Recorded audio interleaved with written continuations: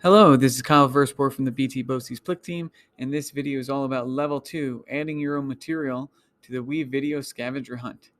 So just a heads up, I'm doing a lot of screen recording with WeVideo right now, so I may have to jump and make it a little choppy. We may get just some still shots because it's difficult to record multiple things at once, and this one has recording narrations and recording new videos on the webcam and stuff.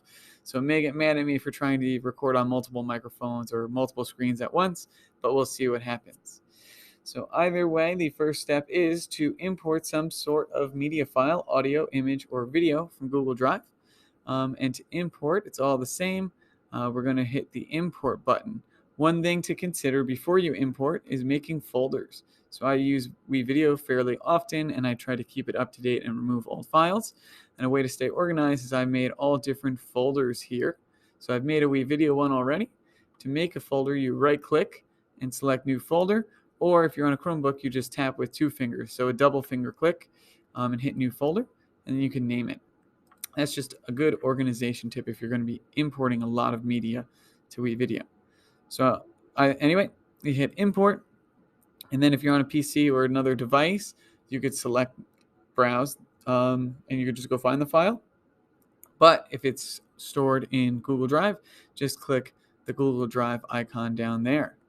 So it will pop up with your drive. My videos are in WeVideo.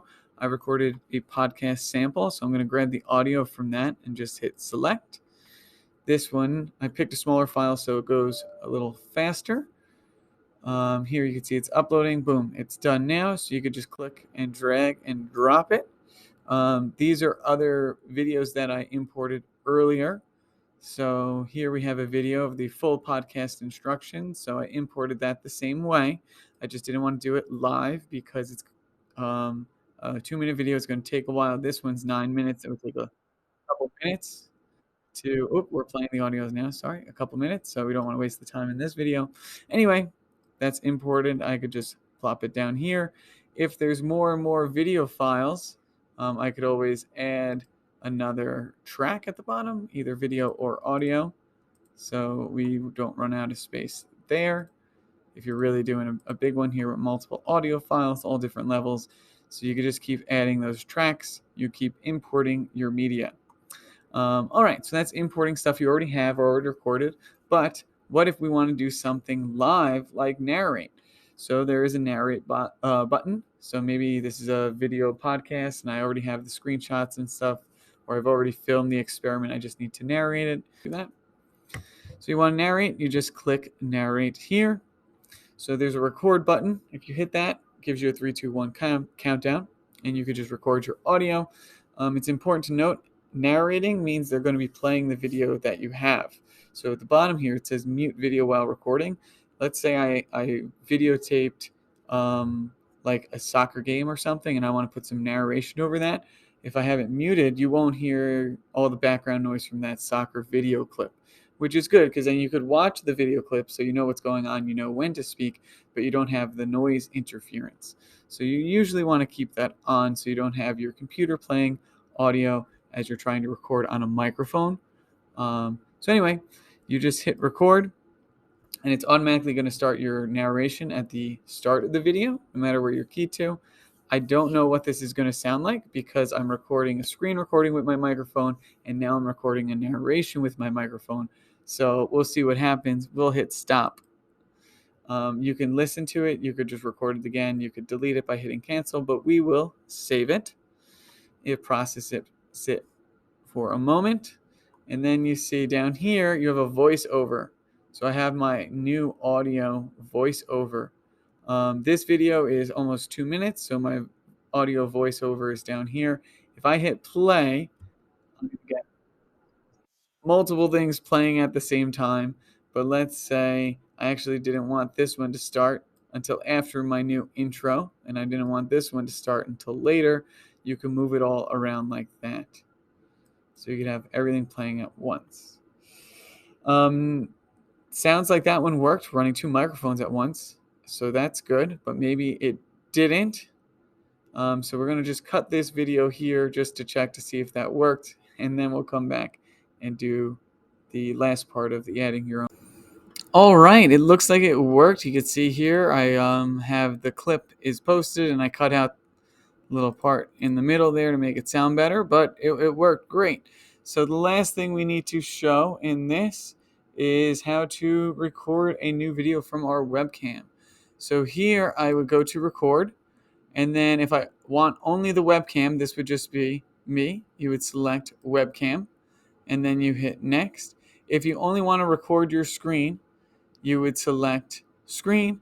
And if you want to do both, kind of like those gamers on YouTube where you're recording your screen, but you're just going to be in one section, you would select that one. So we're going to select this one because it kind of goes and shows you how to do both all in the same. So next, it's going to give you some options. So here you'll be able to select which webcam. I have two, so all the angles here. So select which one you want.